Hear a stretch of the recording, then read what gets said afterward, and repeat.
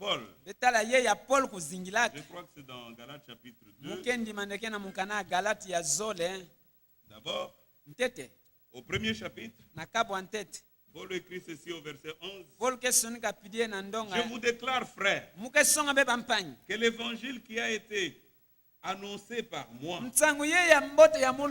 n'est pas de l'homme, car je ne l'ai ni reçu, ni appris d'un homme, mais par une révélation de Jésus-Christ. Au verset 15. Mais lorsqu'il plut à celui qui m'avait mis à part dès le sein de ma mère,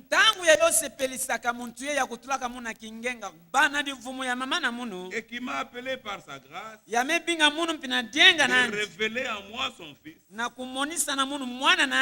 que je l'annonce parmi les païens, aussitôt, je ne consultais ni la chair ni le sang. Il n'est plus allé au quartier général quelque part. Il avait confiance en Dieu. Lorsque les choses ne marchaient pas, il consultait les livres de la vérité. Il priait celui qui l'a engagé. Et celui-là lui montrait le chemin. Au chapitre 2, lorsque vous êtes au verset 5, prenons d'abord à partir du verset 4. Non, 3. Mais Tite qui était avec moi et qui était grec ne fut même pas contraint de se faire circoncire. Tite était grec. Il n'était pas nécessaire qu'il puisse se faire circoncire, puisque la circoncision, Dieu l'avait donnée à Israël. Il a donné à Moïse pour les Juifs. Mais Tite était grec. Vous voyez comment on peut résister à une fausse doctrine. Si vous êtes certain de ce que vous prêchez, vous pouvez être capable seul de soutenir cela par les saintes écritures. Verset 4. Et cela à cause des faux docteurs, des faux frères qui s'étaient secrètement introduits et glissés parmi nous pour épier la liberté que nous avons en Jésus-Christ avec l'intention de nous asservir. Nous ne leur cédons pas un instant et nous résistâmes à leurs exigences afin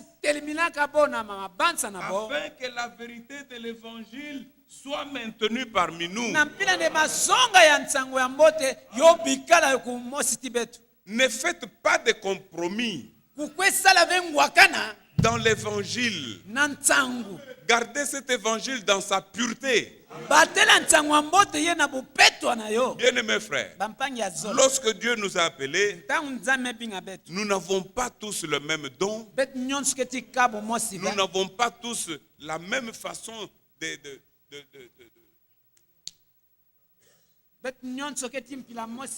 Oui, nous n'avons pas la même manière de prêcher l'évangile. Le frère Branham donne toujours cet exemple. Il dit que dans les poches du Seigneur, il y a plusieurs clés. Il y a une clé de 12. Oui. Il y a une autre clé, 17. 19. Tu ne vas pas chercher à déboulonner une roue. Une roue de camion avec une clé de 12. Non. Il faut la clé 21.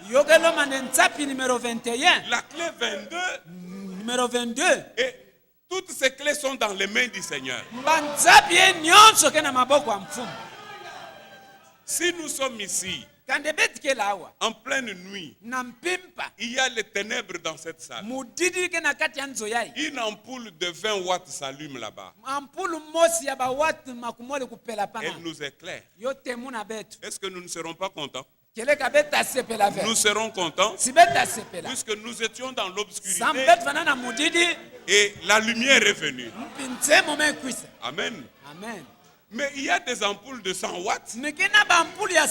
Ça éclaire plus que 60 watts. Toutes ces choses viennent de Dieu. Pour l'édification, Dieu a voulu mettre tous ces dons ensemble. Amen. C'est Dieu qui fait ces choses. Alors, il y avait Simon-Pierre, il y avait Jacques, il y avait Jean. De l'autre côté, il y avait Paul, il y avait Timothée, il y avait Silas. C'était tous des dons. Des dons venus de Dieu. Mais les hommes sont venus pour dire à Paul, non, ce que vous prêchez, ce n'est pas ça. Voilà, il faut dire les choses de cette manière et de cette manière.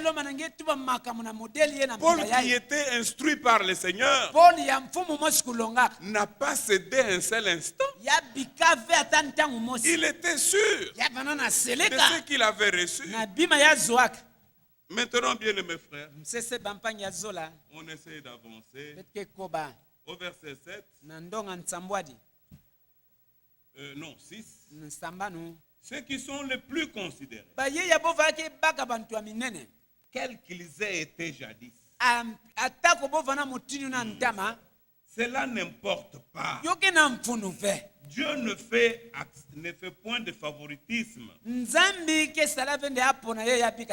Ceux qui sont les plus considérés ne m'imposèrent rien. Au contraire, voyant que l'évangile m'a été confié pour les incirconcis, comme à Pierre pour les circoncis. Car celui qui a fait de Pierre l'apôtre des circoncis a aussi fait de moi l'apôtre des païens. Amen. Nous sommes différents, mais le même qui a appelé Pierre, il l'a envoyé vers les circoncis. Les mêmes là m'a aussi appelé et il m'a envoyé vers les incirconcis. Amen. Qui est plus grand, qui est plus petit? Personne. Tout vient de Dieu. Le même qui a fait. Et Paul continue. Il dit au verset 9, et ayant reconnu la grâce qui m'avait été accordée, Jacques, et Jean, qui sont regardés comme les colonnes, me donnèrent à moi et à Barnabas la main d'association, afin que nous allions nous vers le païen et vers les circoncis. Amen. Bien mes frères, vous voyez la main d'association dans le Nouveau Testament. Ce n'était pas sur base des relations fraternelles. Paul est venu. Il a montré comment le Seigneur l'a appelé, comment il a reçu l'évangile et quelle est la commission que Dieu lui a donnée. Les anciens, les apôtres, ils ont contrôlé. Ils ont vu, mais c'est vrai. Cet homme, c'est vraiment Dieu qui l'a envoyé. Ils en ont eu la preuve. Le témoignage de Paul. Ce n'est pas qu'un homme se mette là et dire, vous ne voulez pas de moi, pourtant c'est Dieu qui m'a envoyé. Non. Si Dieu vous a envoyé, si vous avez quelque chose, le peuple verra. bantu ya nzambi bomosi tamona yo.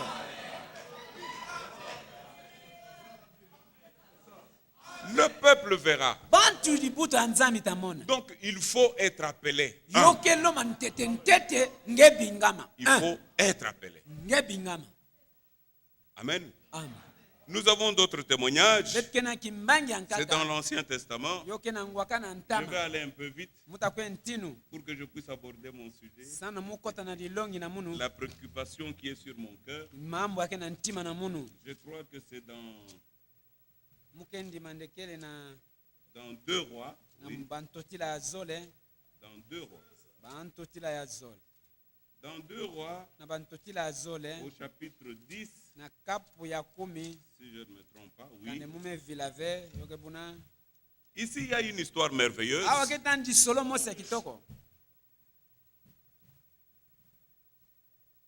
Vous savez comment l'esprit d'Élie a marché? Élie, Élisée, ainsi de suite. Et puis, cet esprit est venu oindre Jéhu. Et Dieu lui a donné une commission. Il devait exécuter un travail. Si vous étudiez très bien dans ces livres, vous verrez que la même chose se répète aussi dans les livres d'Esdras. Les peuples rentraient. Il devait rebâtir le pays. Mais les gens qui étaient restés dans le pays, avec une mauvaise intention, sont venus le voir pour dire: laissez-nous aussi construire la maison de votre Dieu. Ils ont donné une explication. Lisez dans Esdras. Mais les gens qui étaient envoyés de Dieu pour faire ce travail, ils se sont opposés. Ils ont dit non, ce n'est pas nous avec vous qui devrons faire le travail de notre Seigneur, puisque c'est à nous que le Seigneur a confié cette tâche. Ne laissez pas des espions venir saper l'œuvre de Dieu. Des gens qui n'ont rien à voir avec l'œuvre.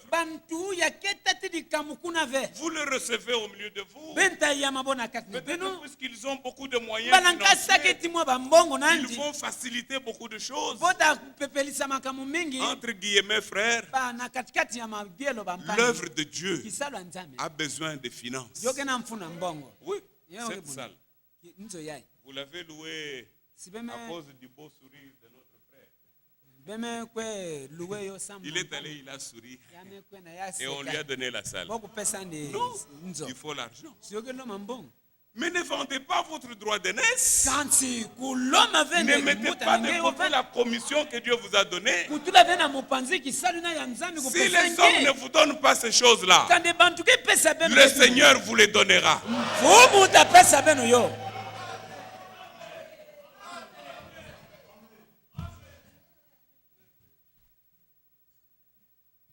Alors ici, dans 2 Rois 10, Jéhu a une commission qu'il doit exécuter. Et pour aller très vite, prenons le verset 12. Puis il se leva et partit pour aller à Samarie. Arrivé à une maison de réunion de bergers, sur le chemin, Jéhu trouva les frères d'Akazia, roi de Juda.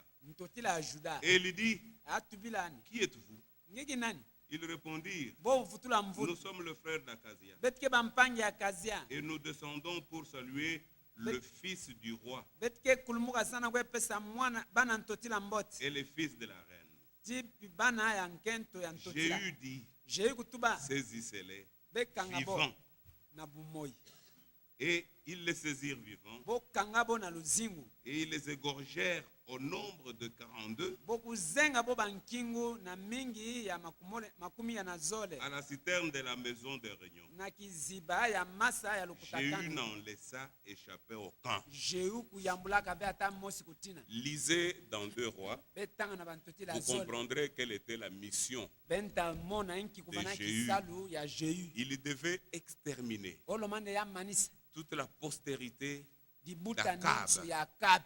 d'Akab. Puisque Akab et sa femme Jézabel avaient fait beaucoup du tort au peuple et au Seigneur. Lorsque Jéhu a été élevé, la première mission, c'était d'exterminer tous ces gens, tous ces traîtres qui étaient en Juda. Amen. Amen. Et il a fait ce travail avec zèle. Au verset 15. Étant parti de là, il rencontra Jonadab, fils de Rekab, qui venait au devant de lui. Il le salua et lui dit: ton cœur est-il sincère comme mon cœur l'est envers le tien? Et Jonadab répondit: il l'est. Jéhu lui dit: si il l'est, donne-moi ta main. Jonadab donna la main, et Jéhu le fit monter auprès de lui dans son char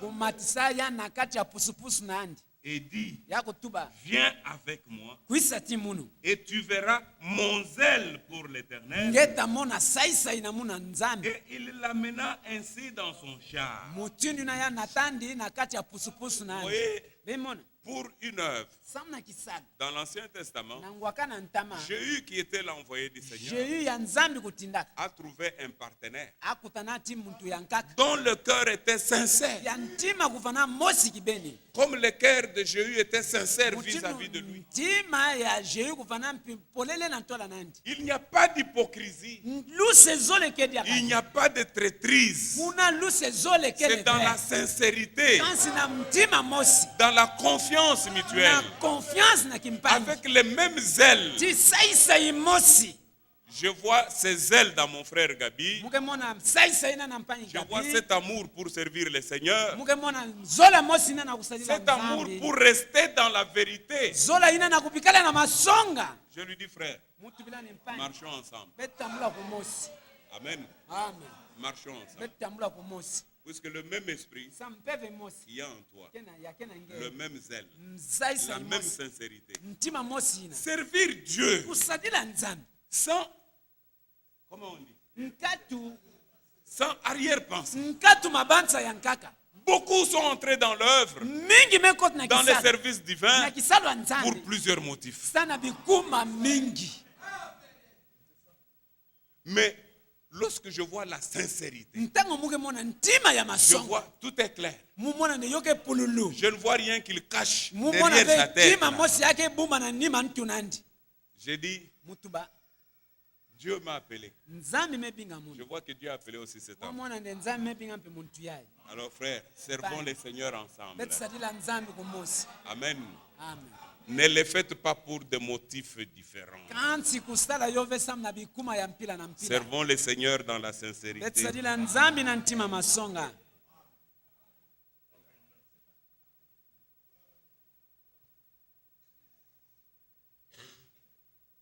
Ne venez pas dans l'œuvre de Dieu avec des agendas cachés. Non, ces choses-là, Dieu le voit.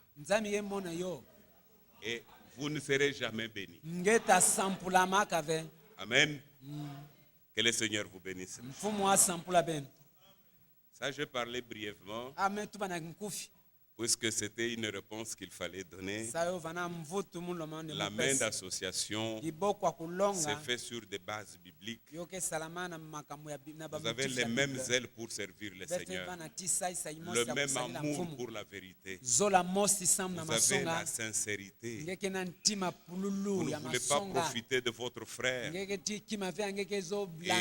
après faire des coups qui vont détruire même l'œuvre. Bien-aimés frères, mais maintenant nous sommes au dernier jour de notre convention. L'écriture qui avait été lue, qui se trouve même dans les invitations, yake na kati ya baminkanda ina kubingaka l'écriture de 1 Timothée 3, ke munkanda ke kisono ya 1 Timothée 3 où il est écrit là-bas, kuna bomesonika nde à partir du verset 14, na kubana ndonga 10 je t'écris ces choses munu kesonikila nge avec bima yayi l'espérance d'aller bientôt vers toi. tikivuvu ya kukwisila nge Mais si je tarde, kansi kana mume umela tu sauras comment il faut se conduire dans nge la maison tazaba de Dieu, nkimutinu nge fetele kutwadisama na qui nzo est ya nzambi l'église du Dieu vivant, yake dibundu ya nzambi ya moyo la colonne et l'appui de la vérité. mukongo mpikikumilo ya masonga Si on a besoin de la vérité, kana betika na mfuna masonga on la trouvera dans l'église. beta mono na dibundu. Amen. Amen. Si on a besoin d'être instruit, Kana bona mfunde bolonga nge c'est dans l'église qu'on trouve ça. ikena kate dibundu ngeta kwe mona yo Bien-aimés frères, pampanya zola l'église du Seigneur dibundu ya mfumu n'est pas une fiction, ike kimangele yindula na c'est une réalité. kansi ke seleka L'église existe, dibundu yo kele pas les bâtiments, kenzove mais des hommes, kansi bantu des hommes de valeur, bantu le lukumu des femmes de valeur bankento lukumu qui ont donné leur vie au Seigneur, yame pesa luzingu na bona mfumu qui s'accrochent à la parole de vérité. yame kangama na ndinga masonga Lorsqu'on voudra connaître quelque chose, kana bantu kena mfuna kuzaba kima mon frère Gabi là donnera une réponse. mpanyi gabi tapesa mvutu Mon frère André donnera une réponse. mpanyi andre tavutula mvutu Mon frère Désiré donnera une réponse. mpanyi desire tapesa mvutu Pourquoi? sanenki Il est un membre de cette église. sa yake mosi ya dibundu Lorsque ina vous lisez dans kana Éphésiens, bemetanga na munkana Efeze il est écrit là-bas quelque chose yomesonika kima mosi kuna au chapitre 3e, na kapu ya tatu verset 10. ndonga 10 C'est pourquoi les dominations yo yina baluyalo et les autorités tibaki mfumu dans le lieu céleste na bisika mazulu connaissent aujourd'hui par l'église keza babumu na kata dibundu la sagesse infiniment variée de Dieu. kimbaku ya bunzambi. Amen. Amen. Selon les desseins éternels, na mpila mukanu ya kukona il a mis à nsuka exécution par Jésus-Christ notre Seigneur. yamekwitula okati na bisalu na Yesu Kristu mfumu na betu. Amen. Amen. Lorsque vous venez au chapitre 1er, kana bemekwisa na kapu antete le verset 6, ndonga sambanu l'Écriture dit, kisono ketuba pour célébrer la gloire de sa grâce, sambu nakuta nkinsi ya nkembo na dont yandi il nous a favorisés ya yandi mepesa betu dans nzila le bien-aimé. na kati ya mpangi ya Verset zola 11. ndonga 10 na En mosi lui, nous sommes devenus héritiers, kati nandi betu mekuma mpiba yina ayant fe été yinga prédestinés mpila nzambi kuita selon kupona les plans de celui qui opère toutes choses d'après les conseils de sa volonté, na kulandisa na mplan ya muntu yake sala makamu nyonso na zolo nandi afin que nous servions na kikuma nde betu à kusadila célébrer Na- sa gloire. na kuta nkinsi ya Amen. lukumu na yandi Lorsqu'il dit nous ntanga yetu ba betu les élus, betu bapona nous qui constituons l'église véritable, betu yake sala dibundu akeleka bien-aimés frères, bampangi ya zola lorsqu'un homme du monde a besoin de connaître quelque chose sur Dieu, ntango muntu antoto kena mfuna kuzaba kima mosi na nzambi nous avons une réponse. betu ndeketi mvutu Une réponse qui vient de Dieu. betu keti mvutu akekatwa na nzambi. Amen. Amen. C'est ainsi que l'Écriture dit, yo ina kisono ketuba l'église du Seigneur dibundu ya mfumu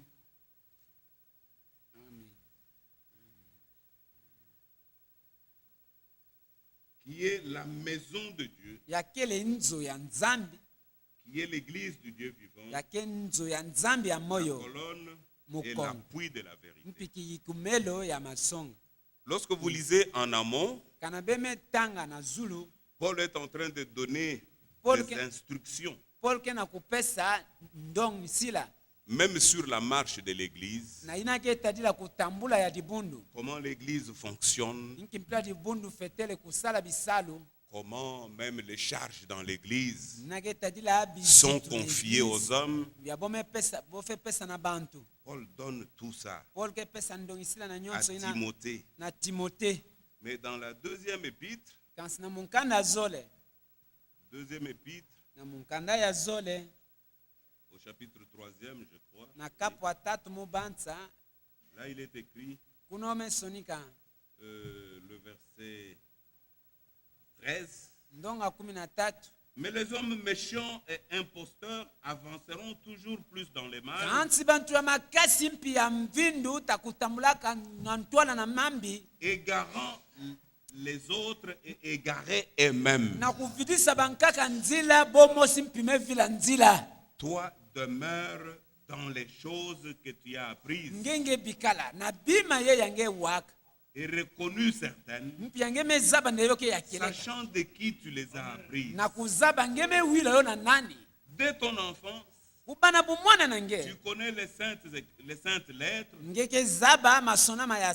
qui peuvent te rendre sage à salut par la foi en Jésus-Christ. Toute écriture sainte est inspirée de Dieu et utile pour enseigner, pour convaincre, pour corriger, pour instruire dans la justice, afin que l'homme de Dieu soit accompli et propre à toute bonne œuvre. Afin que l'homme de Dieu soit un homme accompli et propre à toute bonne œuvre. Amen. Bien aimé frère, il y a une écriture. Lorsque vous lisez dans 1 Timothée 1, le chapitre 3e, là où nous avons parlé de la maison de Dieu qui est la colonne d'appui de la vérité, le verset 16 dit ceci. Et sans contredit, le mystère de la piété est grand. Dieu a été manifesté en chair,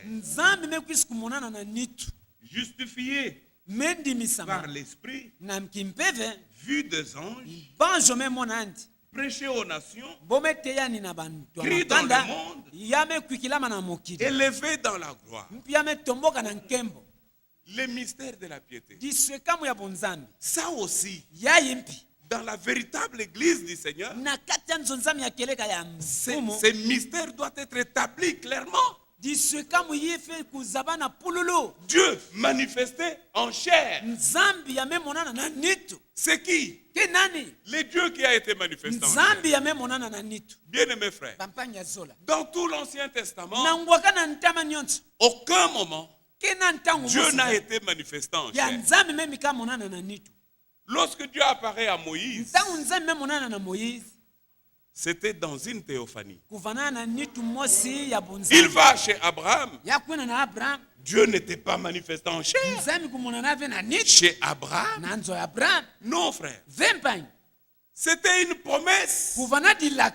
Depuis l'Ancien Testament, depuis le livre de Genèse, une seule fois, cette promesse s'est accomplie en Jésus-Christ. Le seul instant où Dieu a été manifesté en chair, l'Écriture dit, justifié par l'Esprit, vu des anges, prêcher aux nations. Lisez dans le livre de Romains ou des Actes des Apôtres. C'était Jésus qui était prêché à Israël.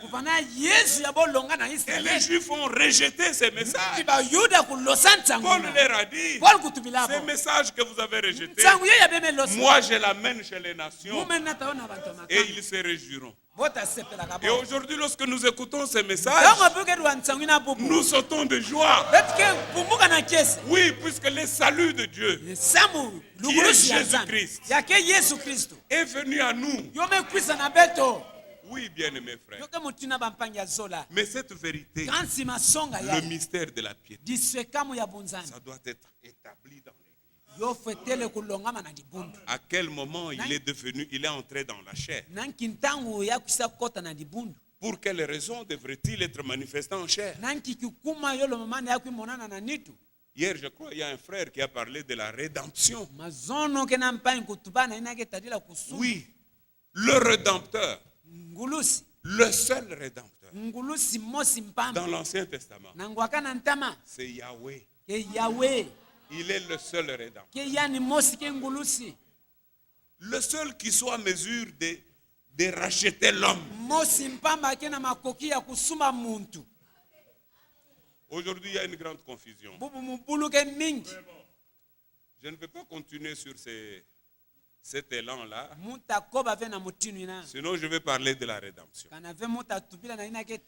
Une grande confusion dans le message. Il faut comprendre quel est le motif pour lequel Yahweh devait devenir un homme pour racheter l'homme.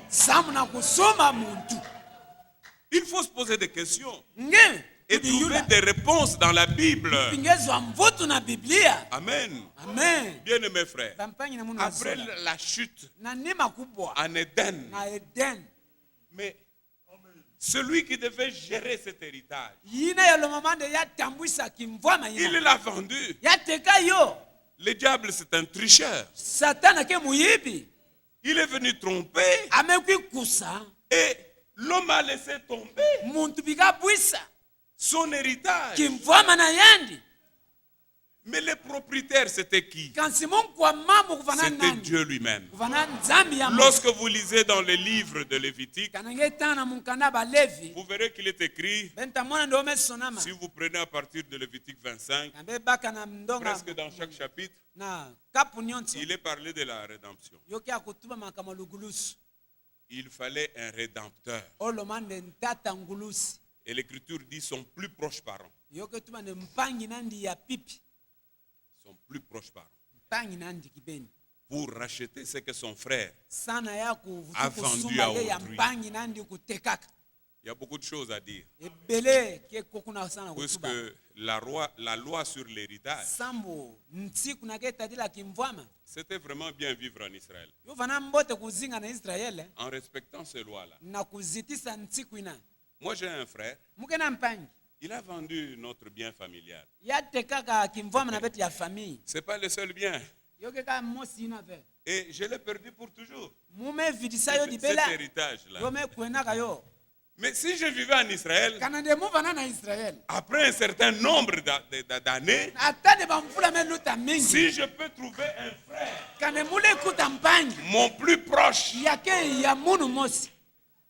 qui a le droit, il peut sortir comme Boaz et dire avant moi, il y en a un qui peut aussi racheter. Mais de bonne heure demain, je vais l'amener devant la porte, devant les anciens, qu'ils disent s'il veut racheter. Mais s'il ne le fait pas, moi je le fais. Amen. Il fallait trouver un plus proche parent de l'homme qui puisse faire le rachat. Ce plus proche parent devait être un homme capable de racheter. Il devait être lui-même irréprochable. Puisque si on peut lui reprocher de la même chose qui a amené son frère à tout vendre, il ne peut pas racheter. Donc, il doit être son plus proche parent, mais qui n'est pas de sa race. Ça, c'est terrible. Et le Seigneur lui-même, n'ayant trouvé personne, Yahvé, il est descendu.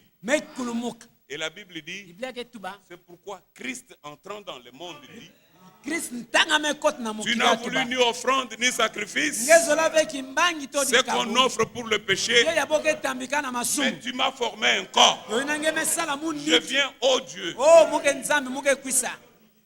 Bien-aimé frère, là c'est pas Branham.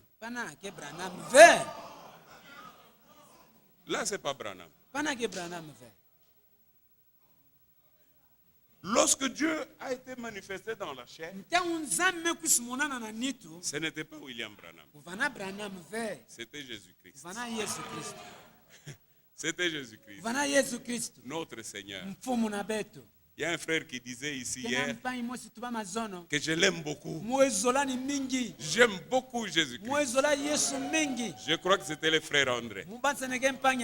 Oui, nous ne pouvons que l'aimer, frère. Il est le Rédempteur. Il est le Sauveur. Il est tout pour nous. Il pardonne nos iniquités.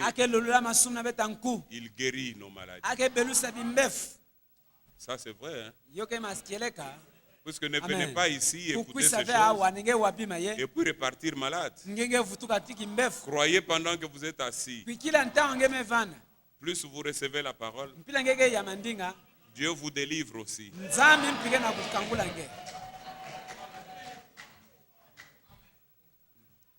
Bien-aimés frères, ça c'est ce que Dieu fait. Et ce sont des choses qu'il a placées dans l'église. L'église doit en prendre possession jalousement pour être en mesure d'aider aussi les autres qui sont encore dans les liens de l'ennemi. Vous êtes des témoins.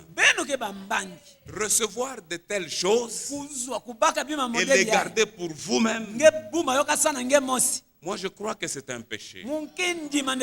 Puisque vous avez été établis pour être des sacrificateurs et un royaume pour Dieu notre Père. Vous devez témoigner de ce qu'il a fait et de ce qu'il fait jour après jour pour vous. Vous avez cette responsabilité-là de témoigner cela. Bien-aimés frères, lorsque vous lisez dans 2 Timothée ici, vous verrez que Paul, lorsqu'il parle, je vais retrouver cela.